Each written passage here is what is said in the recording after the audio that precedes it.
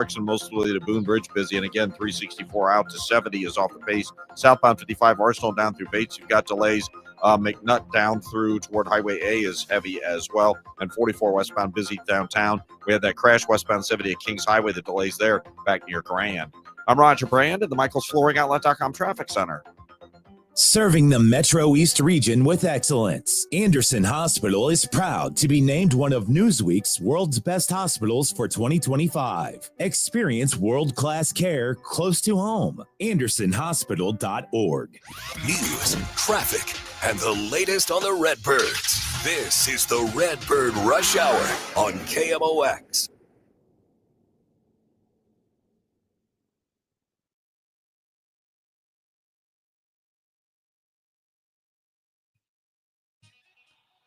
All right, Redbird Rush Hour, very short one. This is the Redbird Rush half hour. We're going to go up till the 5:30 news. From there, pregame's going to start at 5:40. 6:35 start time in Tampa tonight and tomorrow night. So we'll have both of these days are going to be this. We'll just have a couple of segments. That's a late start in the East. That's 7:35. Yeah, I think Tampa has to do that. They have transportation problems. And I would assume heat too in that ballpark. No question. Yeah, because now they're playing outdoors. They didn't used to play this late, but I think this is an adaptation for being an outdoor team in Florida. So, for the East Coast time, not great, but for us, pretty good. It's only 10 minutes off a normal Cardinal start time on a Monday, Tuesday, Wednesday, Thursday. So, good times. You got Sonny Gray going up against Joe Boyle tonight. Sonny's been not great for the last couple of months. Occasional spectacular greatness, but then blow-ups, which is what we saw last time. And then Joe Boyle for Tampa, who is all ability and very little pitch ability. Throws 100. He's got wipeout stuff, but he doesn't usually know where it's going, so it should be a fascinating night tonight. Yeah, the Sonny thing, you're right, though, because he's had a couple just fantastic. Dominant. Yeah. But his combined ERA since June 1st is probably like 5. Yeah, it's not good. So he had that one game where there was the one hitter where he threw like 89 pitches, but there's just something about when you're a guy that normally goes 5, maybe 6 innings, and all of a sudden you go 9, even if the pitch count isn't extreme, which it wasn't. I think it was 89 pitches. I watched to see what happens in the starts after, because those situations tend to result in a little bit of a downturn after. Yeah, it's tough. I mean, and he's 35 now. Yeah. He's going to be 36 in November. And this is going to have to be part of the calculus for next year, is maybe you have to be even more conscious of starting him less often early in the year to maintain the second half. Are you calling for a 6-man rotation, Kevin? No, I'm talking about like a hybrid, like you pop someone in there here and there, or you just keep everybody else on schedule sometimes when you have an off day and you give him the extra day. Yeah, that's the stuff. It's okay to like skip a start every once in a while, or it's okay to like flip if you're coming off an off day and you've got a guy whose health is just great and you've got a guy who's maybe, just feeling it a little bit, just switching those two guys, like being able to be flexible and react to the forces in any given moment is something I wish happened more often. Yeah. And just to, it's funny, Lauren mentioned this, and I wanted to point this out. So Lauren said, I don't know about you guys, but I checked the schedule and there was no game marked for today. There is no game Saturday in this series. Right. So it's a very weird thing. I know they moved it for a purpose, and I can't remember why that is. Oh, there you go. So once they realized they were going to be playing at this minor league ballpark, I believe, is basically right next to where the Buccaneers play. Oh, that's right. So there's a preseason. And I don't think logistically they can pull off a Buccaneers game and a Rays game at the same time. Yeah, good call. I knew they changed that a while ago, but if you had like the little pocket calendar, right, it wouldn't have this on there, but obviously. So good call. Good catch, Lauren.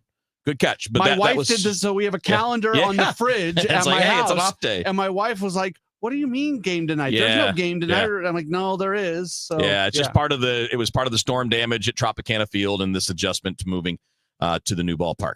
All right, let's dive in. We got a couple things we want to do here, like baseball talk wise, Cardinal talk wise, before we run out of time at 5:30. And I wanted to bring up the offense, Matt.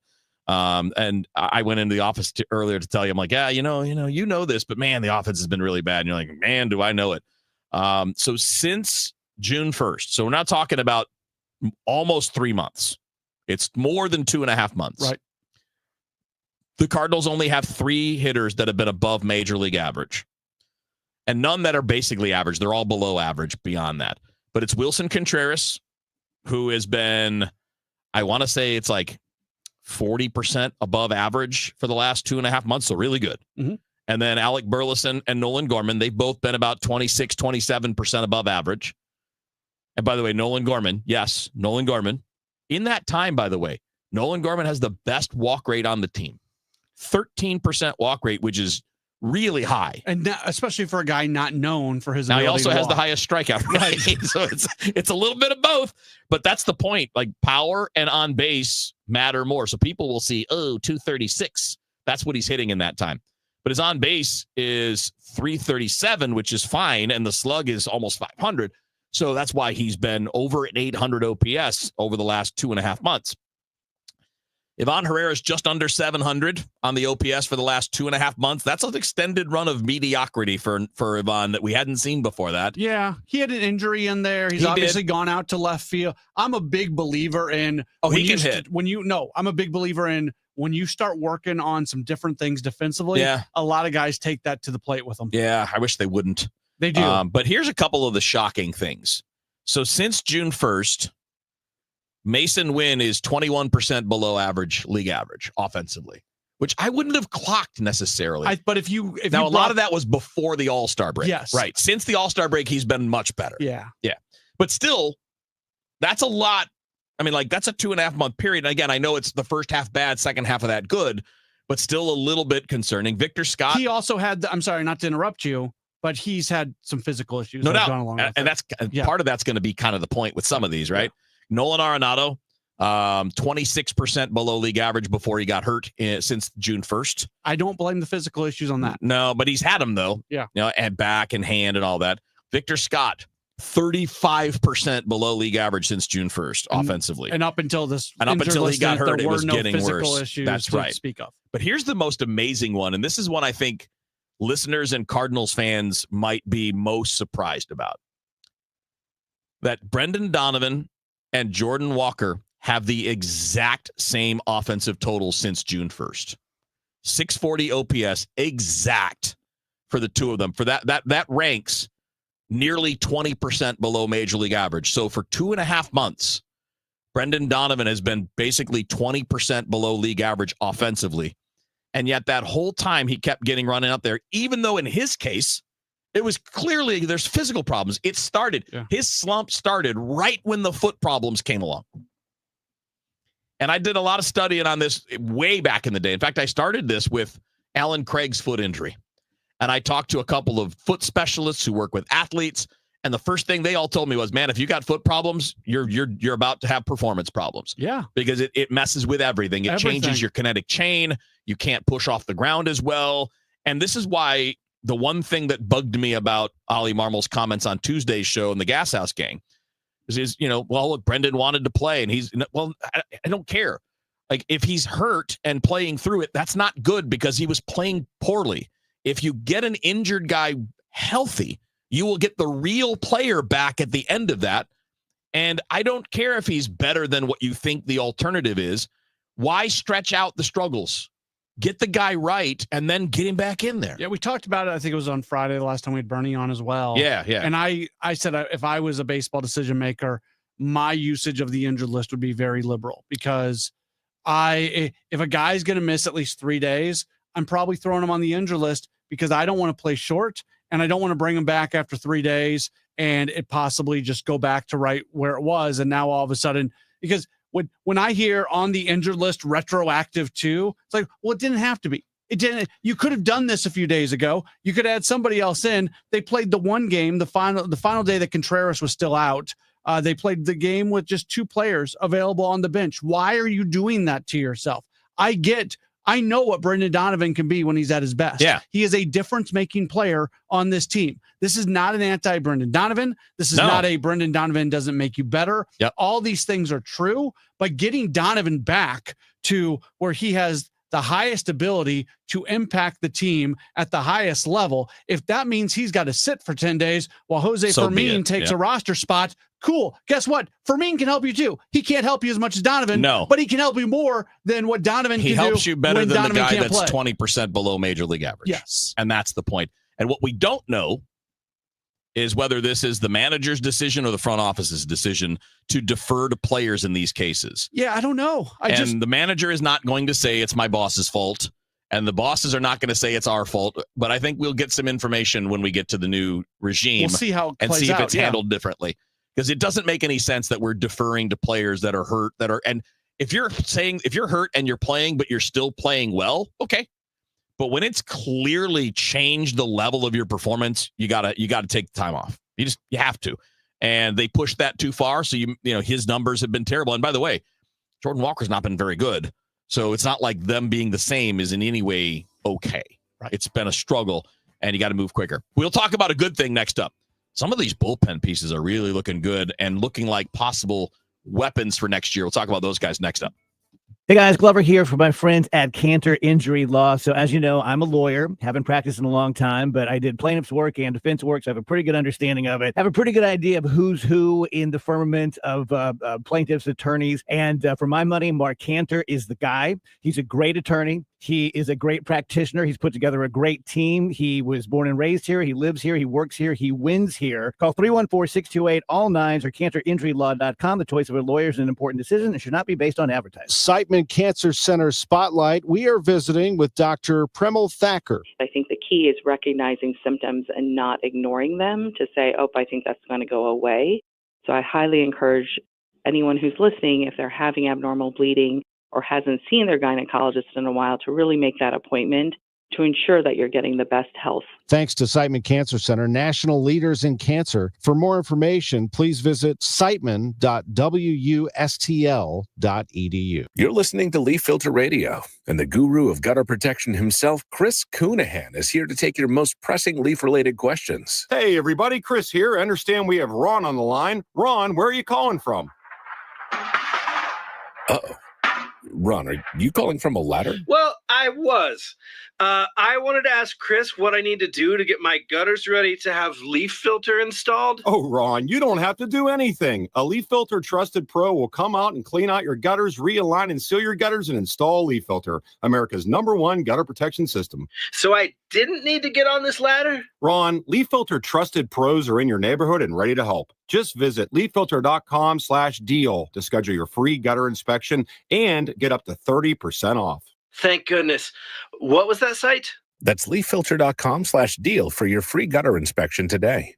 See representative for warranty details. Promotion is 20% off plus a 10% senior or military discount. One discount per household. Missouri, get ready! DraftKings Sportsbook, America's top-rated sportsbook app, is coming soon to the Show Me State. Later this football season, you'll be able to bet same-game parlays, money lines, props, and more right here in Missouri. Whether you're backing Kansas City to dominate on Sundays or sweating your basketball picks, DraftKings Sportsbook brings everything you want to elevate your game day, including live in-game betting, lightning fast payouts, and endless ways to get in on the action, all right from your phone. And when we go live in Missouri, you'll be betting from home with the top-rated sportsbook trusted by millions. Safe, secure, and ready to deliver the action like never before. Download the DraftKings Sportsbook app and use code KMOX now to gear up for launch in Missouri. Be the first in line for exclusive promos and can't-miss offers. That's code KMOX in partnership with DraftKings Sportsbook. Gambling problem? Call 1-800-GAMBLER. 21 and over. Physically present in Missouri. Eligibility restrictions apply. Terms at DraftKings.com/sportsbook. Subject to regulatory licensing requirements.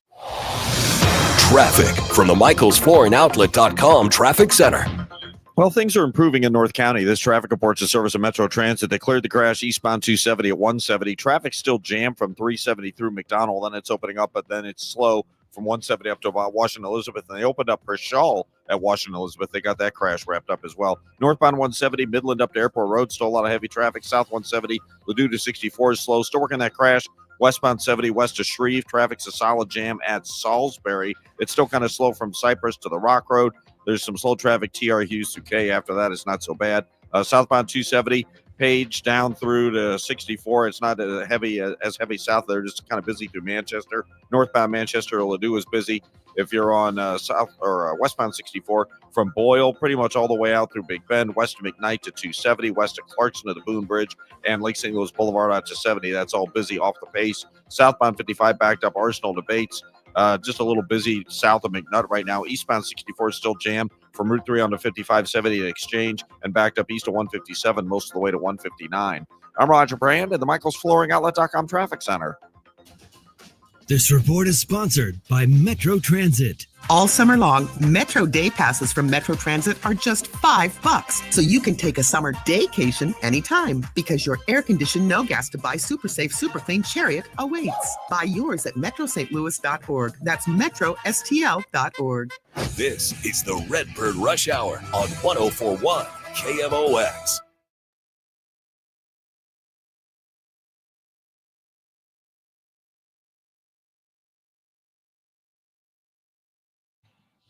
All right, one more segment here on the Redbird Rush Hour. We're done early today because pregame starts at 5:40 and then 6:35 for the first pitch down in Tampa tonight.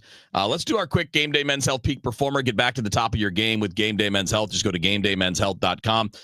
Because I mentioned him earlier, I want to just go with Nolan Gorman. He has actually been the hitter you've wanted him to be since the beginning of May. And, now you just got to get those reps at third. I am getting a little tired of the whining on social media about his defense. Like, you guys, he didn't play a game there last year, and he only played 14 games there this year before Arenado got hurt. Give him some time, man. Yeah, I've said, give him some time because for all the defensive problems he's had, his offense is so much superior to what you are getting out of Nolan Arenado. Quit complaining because it's actually going to be a net plus when you consider that the offense weighs more than the defense. I will agree that what he's doing defensively is not. No, it needs work. It's not. It needs work. He's not the way he's playing defense right now at third base. If he was not going to improve from this spot, it'd be really tough for him to be your everyday third baseman for years and years and years to come. But to look at this as growing pains that go along with a guy who has not played much third since his minor league days, it's something that you deal with to see if it gets better. Yeah, absolutely. Yeah. And again, not just deal with, but you got to work. He's got to work to improve it. Right. But you're not going to improve without playing it. Yeah. You're not just going to improve by taking ground balls before the game. You got to play to get better. Guess what? The ball off the bat to third looks a whole lot different than the ball off the bat to second. 100%. All right. Couple quick thoughts on some of the bullpen guys, because I think that some of the most interesting and best developments over the last couple of months, but especially since the trade deadline, has been the performance of a few key guys in the bullpen, but specifically Riley O'Brien and Matt Swanson. O'Brien does not strike people out, which is a little surprising given his velocity, but he's limiting base runners. He really limits hard contact, which is obviously something the team likes. But to me, the guy that I would love to see start getting the ninth inning opportunities moving forward is Matt Swanson, who not only gets he's striking out 12 batters per 9 since the All-Star break, but he's also the much younger guy. Riley O'Brien's 30. I don't think you can look at that and say that's our long-term closer. I understand they like Swanson because he can go more than one inning, and maybe that plays better in the 6th or 7th, but give other guys those roles. I don't care who it is. Give that to other guys. I think that guy might be your next closer. Swanson's a guy whose underlying numbers and baseball card numbers all are really impressive. They're aligned. Yes, yeah. He has given up a run in one of his last 11 outings, and I believe 2 of his last 16 or 2 of his last 17. He has not given up a run in the month of August. It is the strikeouts that he's putting up. In the month of August so far, 17 strikeouts in 12 2/3 innings and a 143 average against and a ridiculous whip of .63. Yeah, and he also, by the way, he doesn't have enough innings yet to qualify, but his hard hit rate allowed would be in the top 10% of all pitchers. He does not give up a lot of hard contact. Maybe 3 weeks ago, a month ago, I ran all of his numbers and said where they would stand if he was a qualifier. And he was basically number 1 or number. Now, there's a bunch of relief pitchers who have just as good a numbers who are also not qualifiers. So I'm not saying that he's unique in that, but I'm saying if he had enough, his numbers would be with the elite of the elite of the elite across Major League Baseball. And I've been really impressed with O'Brien and on the course of the season too. Like lately, he's not striking out as many guys, but for the season, he's been better at it. But I think that the reason for the argument for Swanson as the closer long term is the age. Right. I mean, he's 26 and O'Brien's 30. So even if O'Brien is a really good piece for the immediate future, it's probably not a 4 or 5 year future. For Swanson, that could be your closer for 5 years. And the Cardinals kind of have a good track record. They of have a finding great those track guys. record. Yeah. It's like the best thing they've done in recent years. Sure. They've always found a closer. And I shouldn't even say recent years. I mean, really, since Jason Isringhausen, right? That's the last guy they had to go get a big name closer. They've been great at finding guys. I mean, whether it's Jason Mott or Ryan Helsley or Trevor Rosenthal, or even guys like Edward Mujica, who are, side pickups, but they realize those guys can close, or Fernando Salas. I mean, they've been great at this. I mean, the Ryan Franklins and the Dave Ryan Veers. Franklin. I mean, like that's something and even if you're only going to limit it to the longer term options, Helsley, Rosenthal, Mott, I mean, like they've done a great job at that over time. So I think there's a really good reason to be positive about that development. And hopefully one of those guys can be your super low-cost closer, and that gives you the money down the road to do more in other spots. Buddy, have a good night tonight. Thanks. Matt Pauley's got your pregame coming up. 5:40 for the start of the pregame, 6:35 for the Cardinals and the Rays here on KMOX. Paul's new drone startup just lost its most genius computer scientist. We just lost our best genius.